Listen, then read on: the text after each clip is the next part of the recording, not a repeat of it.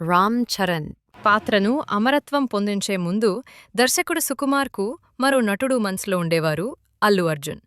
2015-16 సంవత్సరాల్లో సుకుమార్ 1980ల ప్రేమ కథని పరిశోధిస్తున్నారు. అతని మనసులో ఒక పాత్ర ఉండేది, శమన్ సమస్య ఉన్న, భావోద్వేగాలు కలిగిన, కానీ శక్తివంతమైన వ్యక్తి. ఈ పాత్ర సాధారణ మాస్ హీరో ఇమేజ్కు భిన్నంగా ఉండాలని అతను భావించాడు. మరియు అతనికి మొదటి ఎంపిక అల్లు అర్జున్. ఎందుకంటే వారం ముందుగా ఆర్య మరియు ఆర్య 2లో కలిసి పనిచేసి హిట్లు ఇచ్చారు. ప్రారంభ చర్చలు జరిగాయి, కానీ ఏదో సరిగ్గా జోడించలేదు.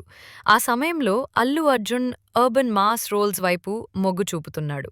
సరైనోడు, దువ్వారు జగన్నాథం, రంగస్థలం యొక్క రూరల్ రస్టిక్ టోన్ అతని ఇమేజ్తో సరిగ్గా సరిపోలేదు. అంతలోనే సుకుమార్ కూడా స్క్రిప్ట్ను మార్చడం ప్రారంభించాడు. పాత్రను మరింత ఇంటెన్స్గా, సైలెంట్గా, ఎమోషనల్గా తీర్చిదిద్దాడు. అప్పుడే రామ్ చరణ్ ప్రాజెక్టులోకి ప్రవేశించాడు. ఆ సమయం వరకు రామ్ చరణ్ ఇంత డీగ్లామైన, ఎమోషనల్గా రా పాత్ర ఎన్నడూ చేయలేదు. కానీ సుకుమార్ అతనిలో ఒక ఇంటెన్సిటీని చూశాడు.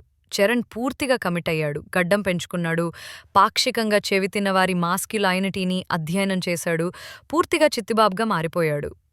రంగస్థలం రిలీజ్ అయ్యాక ఇది రామ్ చరణ్ కెరియర్లో ఒక టర్నింగ్ పాయింట్గా మారింది. ఈ సినిమా హాలీవుడ్లో అత్యంత ప్రియమైన చిత్రాల్లో ఒకటిగా నిలిచింది. ఈ పాత్ర ద్వారా అతను క్రిటికల్ యాక్లెయిమ్, నేషనల్ అవార్డులు సాధించాడు. ఇది ఇప్పటికీ అతని ఉత్తమ పనిగా పరిగణించబడుతుంది. అల్లు అర్జున్ రంగస్థలం చేస్తే ఎలా ఉండేది? సినిమా పూర్తిగా భిన్నంగా ఉండేది. స్టైలిష్గా, స్మార్ట్గా, కానీ బహుశా అంత రావ్ మరియు రూటెడ్గా ఉండేది కాదు. కాస్టింగ్ మార్పు కొన్నిసార్లు మాస్టర్ పీస్ని సృష్టిస్తుంది.